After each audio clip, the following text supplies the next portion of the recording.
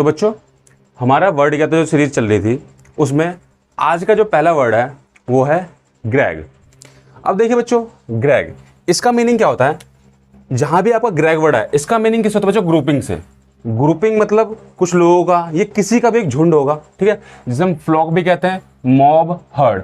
Mainly meaning किस होगा बच्चों? ग्रुपिंग से, ठीक है, जहां भी आपका ग्रेग वर्ड आता है वहां पर। तो देखते हैं पहले इससे संबंधित कुछ शब्द। जैसे आपको पहला वर्ड दिखाई दे रहा है यहाँ पे ग्रेगो, तो देखिए ध्यान से, यहाँ पे GREG ग्रेग वर्ड है। तो ग्रेगो का मीनिंग क्या होता है बच्चों? ये एक टाइप का एक रफ जैकेट होता है जिसमें हुड, आप समझते हो हुड, जिसमें जो सर को कवर करने के लिए, है ना बच्चों।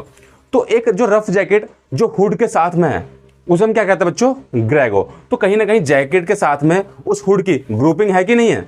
तो ठीक है बच्चों, तो पहला हमारा वर्ड होगा ये ग्रेगो। इससे संबंधित जो पहला जो इंपॉर्टेंट वर्ड है हमारा और सेकंड नंबर पे है, क्या है? सेग्रीगेट। अगर आप ध्यान से देख रहे हो बच्चों, GREG सेग्रीगेट, आगे देखोगे कॉन्ग्रीगेंट, तो देखिए GREG यहाँ, ठीक ना, gregarious GREG, congregation GREG, aggregate GREG, ठीक है। तो आपको दिखाई दे रहा होगा सब में कि GREG कहीं आगे, कहीं पीछे, कहीं बीच में ये वर्ड हैं। तो अगला वर्ड है बच्चों हमारा सेग्रीगेट। तो सेग्रीगेट का मीनिंग क्या होता है? To separate from the group, मतलब ग्रुप से अलग हो जाना। इसे हम हिंदी में एक और हिंदी बोल सकते हैं, अलग होना या फिर पृथक होना। मतलब जब हम ग्रुपिंग से अलग हो जाते हैं या अलग कर दिए जाते हैं तो उसे क्या कहते हैं बच्चों? सेग्रीगेट। तो सेग्रीगेट का मीनिंग होता है अलग होना। जो इसका अगला वर्ड है वो इसका अपोजिट है, एंटोनिम्स है, वो क्या है बच्चों? कॉन्ग्रीगेट। क्या है? कॉन्ग्रीगेंट, मतलब टुगेदर। इसका मीनिंग क्या होगा? इकट्ठा होना। तो सेग्रीगेट और उसका अपोजिट हो गया कॉन्ग्रीगेट। इसका मीनिंग अलग होना और उसका मीनिंग इकट्ठा होना। अगला वर्ड है बच्चों हमारा ग्रीगेरियस। बहुत इंपॉर्टेंट वर्ड है, पेपर में भी पूछा जा चुका है। तो ग्रीगेरियस इसका मीनिंग क्या होता है? Living and moving with group, या फिर हम बोल सकते हैं सोशलेबल। मतलब कुछ लोग ऐसे होते हैं जो कि ग्रुप में ही रहना पसंद करते हैं और ग्रुप के साथ ही चलना फिरना पसंद करते हैं। इसे हम हिंदी में बोल भी सकते हैं मंडली में रहने वाला या फिर समूह में रहने वाला। तो ठीक है बच्चों, तो एक ऐसा इंसान या कोई भी ऐसी चीज जो ग्रुपिंग में रहती हो और उन्हीं के साथ उठना बैठना सब कुछ, वो बहुत सोशल बंदे हो ना, सामाजिक बंदे हो, उन्हें हम कहते हैं ग्रीगेरियस। ठीक है बच्चों, जैसे जो पशु जो झुंड में रहते हैं उन्हें क्या कहते हैं? ग्रीगेरियस। ठीक है बच्चों, अगला वर्ड है कॉन्ग्रीगेशन। ये कहीं ना कहीं कॉन्ग्रीगेट से बना है, ये वर्ब होती है, ये नाउन है। तो कॉन्ग्रीगेशन इसका मीनिंग क्या होता है बच्चों? पहले हिंदी, इसका मीनिंग होता है हिंदी में मंडली। मंडली आपको पता ही है कि जैसे आप मान लो मंदिर कहीं जाते होंगे तो आप देखो कि लोगों का जो झुंड इकट्ठा होता है किसी पूजा के पर्पज से, तो उसे हम कहते हैं बच्चों मंडली। जैसे कीर्तन मंडली होती है, अलग अलग प्रकार की मंडलियां होती है। तो कॉन्ग्रीगेशन, तो कॉन्ग्रीगेशन का मीनिंग क्या होता है? गैदरिंग ऑफ पीपल मेनली कहाँ? ये वर्ड जैसे चर्च में लोग इकट्ठा होता है तो वहां पे जो लोगों की ग्रुपिंग होती है तो उसे कॉन्ग्रीगेशन कहा जाता है। और ये इकट्ठा किस पर्पज से होता है? मेनली वर्शिप के पर्पज से। वर्शिप का मीनिंग क्या होता है बच्चों? पूजा आदि के पर्पज से इकट्ठे होते हैं। तो ठीक है बच्चों, कॉन्ग्रीगेशन। अगला वर्ड है एग्रीगेट। एग्रीगेट, जो बच्चे 12th में इको या फिर ऐसा कोई सब्जेक्ट पढ़ के आए, जो अभी भी पढ़ रहे हैं, तो उन्होंने एक वर्ड सुना होगा एग्रीगेट डिमांड, एग्रीगेट सप्लाई। ठीक बच्चों, तो एग्रीगेट इसका मीनिंग क्या होता है? कुल, जोड़ या फिर सामूहिक। मतलब टू कलेक्ट, जैसे हम बोल सकते हैं टू कलेक्ट इकट्ठा, टू यूनाइट है ना, एक साथ। या फिर हमसे यही बोल सकते हैं कलेक्शन फ्रॉम सेपरेट पार्ट्स, कि अलग अलग पार्ट्स हैं, उन सभी पार्ट्स को जो हम मिला देते हैं तो उसे हम क्या बोलते हैं बच्चों? एग्रीगेट। तो बच्चों वर्ड समझ में आ रहा है आपको? हमारा आज को जो अंतिम वर्ड है वो है इग्रेजियस। ठीक ना, इसका मीनिंग मैं वैसे बता दूं आपको मीनिंग। इसका मीनिंग होता है बहुत ज्यादा बुरा। क्या होता है बच्चों? बहुत ज्यादा बुरा। Very bad, very very bad, outrageously bad या फिर शॉकिंग। इसको हम यही बोल सकते हैं standing out of the group for being bad और इविल। ठीक है ना, मतलब ग्रुप से बाहर जब कर दिया जाता है, जो मतलब कुछ लोग बहुत बुरी प्रवृत्ति के, बुरी सोच के, बहुत बेकार सोच के होते हैं, तो उनको जब ग्रुप से हम बाहर कर देते हैं, या जो कोई चीज़ ऐसी होती है जो बहुत ज़्यादा बुरी होती है, सबसे खराब होती है, तो उसे जब हम ग्रुपिंग से अलग कर देते हैं तो उसे हम बोलते हैं क्या बच्चों? इग्रेजियस। ठीक है, इसका मीनिंग बहुत बुरा भी होता है। इसका एक दो मीनिंग और है, जैसे कट्टर हो गया या फिर प्रबल हो गया। तो आयो बच्चों, जो मैंने ग्रेग वर्ड के ये 7 वर्ड आपको कराए हैं, ग्रेगो, सेग्रीगेट, कॉन्ग्रीगेंट, ग्रीगेरियस, कॉन्ग्रीगेशन, एग्रीगेट और इग्रेजियस, ये वर्ड आपको समझ में आए होंगे। अब हम बढ़ेंगे अपने आज के दूसरे रूट वर्ड की ओर। तो बच्चों हमारा जो आज का नेक्स्ट वर्ड है वो है सेन, SAN, सेन। इसका मीनिंग क्या होता है?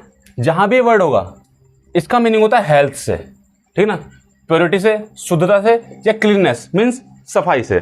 मतलब जहां भी वर्ड होगा उसका मीनिंग सफाई, स्वच्छता, शुद्धता, हेल्थ, इन वर्ड से इसका मीनिंग होता है। जहां पे कौन सा वर्ड होता है बच्चों? सेन। जैसे कि हम पहला वर्ड देखते हैं तो SANE, सेन। इसका मीनिंग क्या होता है बच्चों? मेंटली हेल्थी, मतलब जो इंसान मानसिक रूप से पूरी तरह स्वस्थ हो या फिर उसे किसी भी प्रकार का मेंटल डिसऑर्डर नहीं होता, उसे हम क्या बोलते हैं? सेन। ठीक है बच्चों। इसका ठीक अपोजिट इनसेन। तो इनसेन का मीनिंग क्या होता है? मेंटली इल, जो मानसिक रूप से थोड़ा सा बीमार हो। वो बीमार दिखता नहीं है, वो मानसिक रूप से बीमार होता है। इसे हम कह सकते हैं क्या बच्चों? इनसेंसिबल। क्या कहते हैं बच्चों? इनसेंसिबल, मतलब एक ऐसा इंसान जो सेंसिबल डिसीजन नहीं लेता है, सेंसिबल तरीके से काम नहीं करता है, उसे हम बोलते हैं इनसेन। इसमें हमारा अगला वर्ड जो आजकल मार्केट में चल भी रहा है, सैनिटाइज। आपने सुना भी होगा, कहता है कि हैंड सैनिटाइज कर लो। तो सैनिटाइज का मीनिंग क्या होता है? सैनिटाइज का मीनिंग यही होता है बच्चों, टू फ्री फ्रॉम डर्ट या फिर जर्म्स। और यही से एक और वर्ड आया सैनिटाइजर।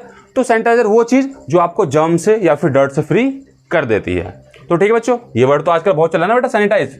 तो इस वर्ड का मीनिंग यही होता है। इससे तो आपको अब ये खुद भी याद हो जाएगा कि जहां भी सेन वर्ड आता है उसका मीनिंग कैसे होता है? हेल्थ से, प्योरिटी से, या फिर क्लीननेस से। ठीक है बच्चों। अगला वर्ड है सैनिटरी। ये वर्ड बच्चों आपको बहुत इंपॉर्टेंट है, सैनिटरी। तो इसका मीनिंग क्या होता है? इसका मीनिंग होता है हाइजीनिक, क्लीन, अनपॉल्यूटेड और भी हेल्दी। बहुत सारे मीनिंग होते हैं, लेकिन ये सैनिटरी, इसका मीनिंग वैसे अगर मैं हिंदी बताऊं तो इसका मीनिंग होता है स्वास्थ्य संबंधी। क्या आता है बच्चों? जब भी स्वास्थ्य संबंधी चीजों की बात चलेगी तो वहां पे वर्ड आता है सैनिटरी।